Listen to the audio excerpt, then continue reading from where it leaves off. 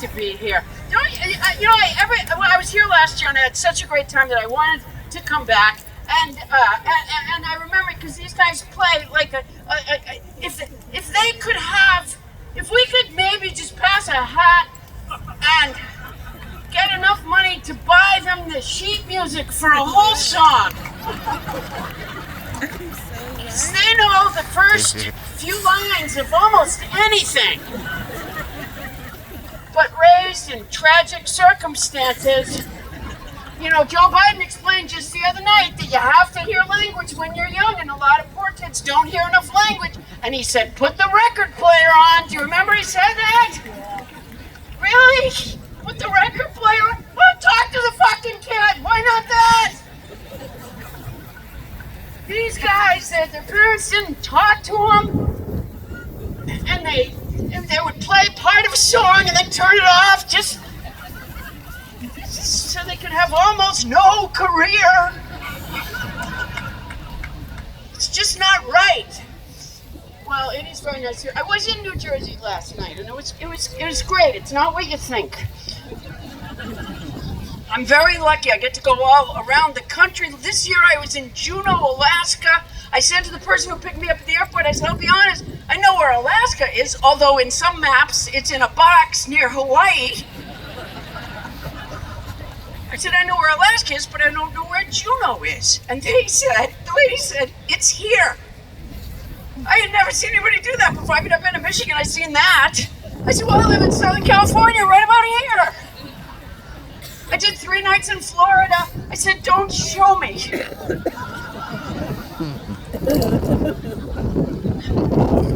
It was so... Now why would... Okay, turn around, you guys. See the people back there? Like how? Why would you dislike people that much? You see, there are people who put their blanket down and then go, don't anybody come anywhere near us. You know what I was told? Because to arrange this thing, you should see. I like to come early in the morning because I like to watch Deb Durst and the volunteers get everything going on. They are amazing. Absolutely amazing. And they have to contend, the fire marshal has things they want them to do, and I don't know, the park ranger wants them to. So I was sitting over there by that wire fence, and a volunteer came over and said, can I ask that you move 3 feet forward? And I said, sure. I got up and moved. He said, yeah, the fire marshal wants us to sit 3 feet away from that wire fence. What could possibly be the safety hazard? Was if you sit a foot from the fence, you're just going to burst into flames or something? Did anybody ask why? Nobody asked why. They just, okay, we'll do that. 3 feet from the fence. We'll do it. Is there anybody here that works for the fire department or a safety person that would know what the point of that was? No. Is there anyone here who's recently had their home or business inspected by the fire marshal? People back there? Is there anybody back there? Look, there's a couple just putting their blanket down now in the wind, and they're gonna break up over this. No, just hold the quarter. Just hold the fucking quarter. You know what breaks couples up? Folding a fitted sheet. Don't do it. Just put it in a goddamn pile in the closet. There's no point. It's not possible to fold a fitted sheet. That's the one thing where there should be a robot replacing regular workers. That's the only place where it makes sense, is folding a fitted sheet. Is there anybody here who knows how to fold a fitted sheet? Rebecca, right up front. You know how to fold? Where did you learn that? Because you're from Georgia, right? Did you go to a fitted sheet academy or something when you were a girl? That is so beautiful. I was born in Alabama. Did I ever tell you that? I was born in Huntsville, Alabama. I only lived there for a month before I'd already done everything there was to do. Even as an infant, I crawled to the state line. My parents said they had some packing to do. I said, fine, I'll meet you. I gotta get out of here. Now look at these people who have put up a whole tent for themselves. That is so cool. And you got here early to do that? Because a lot of people who want space went to the back. I don't know if you noticed that. A lot of them don't even live here. They wanted to come to see the show, but they weren't sure about San Franciscans, so they're anti-vaxxers. They want to keep a distance. I was just talking to some friends in the back, and we were talking about our political situation. You know, some people think that Trump is on drugs. What's the drug? It starts with an A. What is it? Adderall. Because he goes like that. Sometimes he'll go like, I'm doing it bigger than he actually does it so that they can see it. But it's like that. They think that means he's on Adderall and that he says wacky things. I don't think he's on drugs. I think when Putin moves his hand, it's uncomfortable.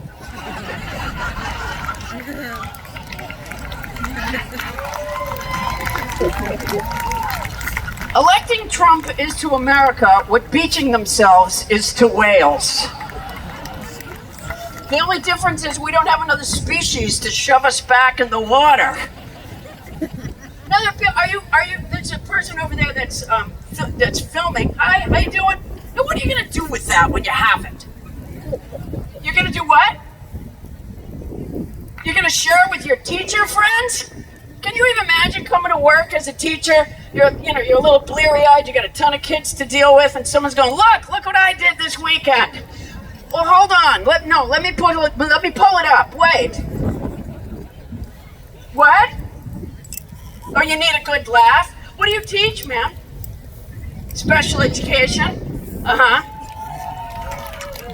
Look at. No one here was a firefighter or a safety expert, but half the fucking crowd teaches special ed. Why is that? There's something wrong, ladies and gentlemen. I lived here a long time ago. I came up as a comic with a bunch of the comics you see here today. I remember that. I think it was the first time they had comedy there. I forget where I lived, but just off Fulton, I think. And they had the show over at the Half Shell. And do you remember the year that Robin ripped his pants? I could hear, not the ripping, but I could hear from my bedroom where I lived, I could hear the crowd yelling over Robin ripping his pants, which is why right now I would like to unzip these pants. Kidding. Wait, what was I just? I have terrible short-term memory, and it seems to be getting worse. What? Say it again. What? Why am I saying what? This could be the volleyball people that I'm hearing. I said you missed the fucking ball. Yeah.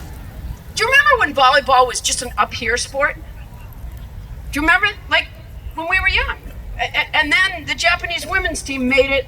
Do you remember that? They were the first ones to dive for the ball. So, like, it was still in play if it was that high up. Why am I talking to you about sports? I don't really care for professional sports. I know there's a lot, like Deb's a big Giants fan. I know there's a big 49ers fan. To me, professional sports is just a whole ton of money paid to a whole ton of people to play for cities they're not even from. I think if they want to make professional sports exciting, they should recruit the players the way they get people for jury duty. So you just go out to your mailbox one day and it's, I gotta play. That to me would be exciting. You know, it wasn't hard to fly here. I appreciate Deb giving me credit for coming, but it really wasn't challenging. I sat in a chair. And I half slept because I slept in the chair. That's how you do it. You sit in the chair and you go to sleep. Have you guys been doing something different? And I'm so tired all the time because I do fly early usually that if I don't, when I get my ticket, because I have a lot of frequent flyer miles and so I'm zone 1, that's good news. Because if I have to stay at the gate too long, I will fall asleep at the gate and not get on the airplane. So I get my zone 1 and I'm very excited about it because that means I'm going to be on that plane sleeping in a matter of seconds. And today I had zone 1 on my thing. I was so excited. And then they say, okay, we're going to, so I stood in the line for zone 1 and they said, we're going to pre-board. Really? They said, okay, anybody with a disability, go on.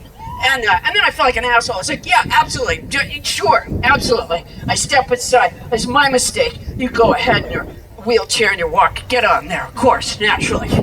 And then it was, military, any active military, and you have to be active. Like they go on like this. That's how they show. Active military. I'm like, of course, my mistake. I step back and go, thank you for your service. Of course, absolutely. Go right ahead. That's fine. And then families with little children, and people are pushing strollers that have 3 and 4 that's got compartments. There's a refrigerator on it. I said, my mistake. Absolutely. You guys go on ahead of me. And then anybody wearing shorts? Go on. And finally, they just said what they meant. Anybody who wants to go on before Paula Poundstone, get on the plane now. Oh my God, they've given me the off now sign. Right here? Take a picture of her. Get her in traffic. No, I am gonna go. I think I'm at the Norse for New Year's Eve. If you're around, and do give a listen if you feel like it. I don't want to pressure you in any way, but to my podcast, Nobody Listens to Paula Poundstone. It's been such a pleasure. Thank you very much, and thank you, Deb Durs.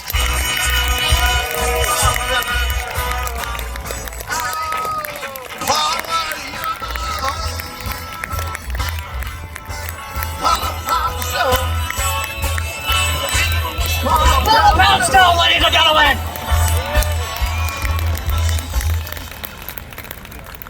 I don't listen to podcasts, but maybe I'll start.